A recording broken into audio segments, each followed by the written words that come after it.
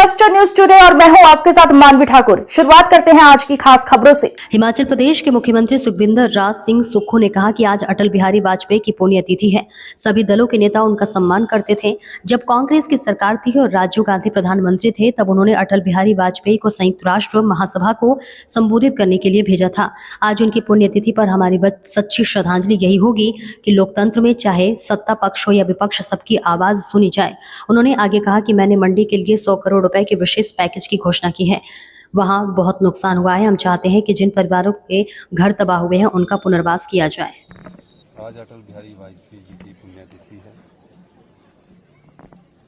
सभी पार्टी के नेता उनका आदर करते थे और जब कांग्रेस की सरकार थी, माननीय राजीव गांधी जी देश के प्रधानमंत्री हुआ करते थे, तो उनको यूएन असेंबली में संबोधन करने के लिए माननीय राजीव गांधी जी ने उनसे अनुरोध किया और उन्होंने यूएन असेंबली को संबोधित किया। इस तरह की लोकतंत्र की प्रक्रिया उस समय थी। वो पहली बार 13 दिन के लिए प्रधानमंत्री बने, फिर 13 महीने के लिए प्रधानमंत्री बने और उसके बाद वो एक फुल टर्म प्रदेश के प्रधानमंत्री रहे। आदरणीय थे, सम्मानित थे, स्पष्टवादिता थी, अच्छे वक्ता थे और हिमाचल से उनका प्रेम था। ऋणी में उनका अपना घर था। वो अक्सर आकर हिमाचल की सुंदर वादियों में रहा करते थे, प्राकृतिक सौंदर्य का आनंद उठाते थे और कविता में उनकी रुचि होती थी, अच्छे पोइट्री लिखते थे। ये सब गुण उनमें थे। आज उनकी पुण्यतिथि पर हमारी सच्ची श्रद्धांजलि यही होगी कि लोकतंत्र में चाहे विपक्ष है, चाहे सत्ता पक्ष है या अन्य दलों के नेता है, सबकी बात को सुनने का मादा सम पार्टियों में होना चाहिए।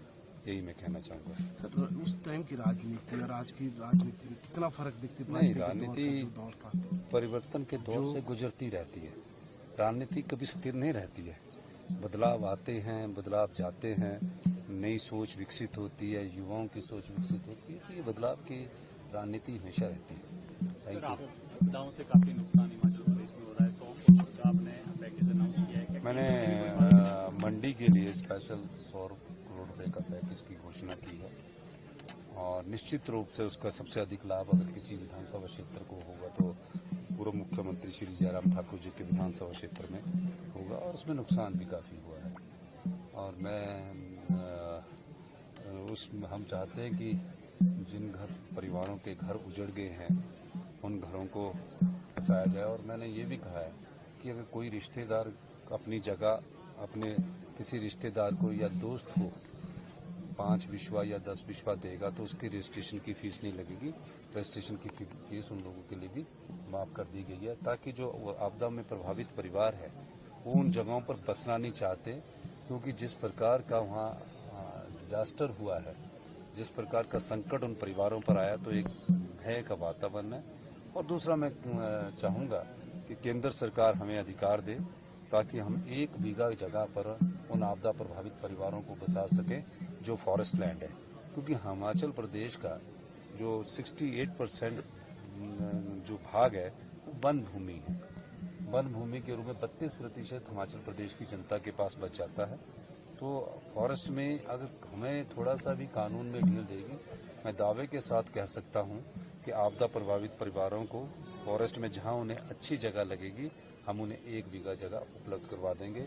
ये अब केंद्र सरकार पर निर्भर करता है और मुझे खुशी है कि माननीय नड्डा जी के नेतृत्व में ये लोग गए थे, पूरी विधानसभा के सदस्य गए थे, चारों सदस्य गए थे, जबकि 2023-24 में आपदा पर ये प्रस्ताव लेकर आए थे और प्रस्ताव पर 3 दिन चर्चा भी की थी और हम आपदा से जूझ रहे थे। हमने सिर्फ 4500 करोड़ रुपए का पैकेज अपने आर्थिक संसाधनों से पेश किया। हम इनसे बार बार प्रार्थना करते रहे आप हमारे साथ भी चलिए, लेकिन ये नहीं गए।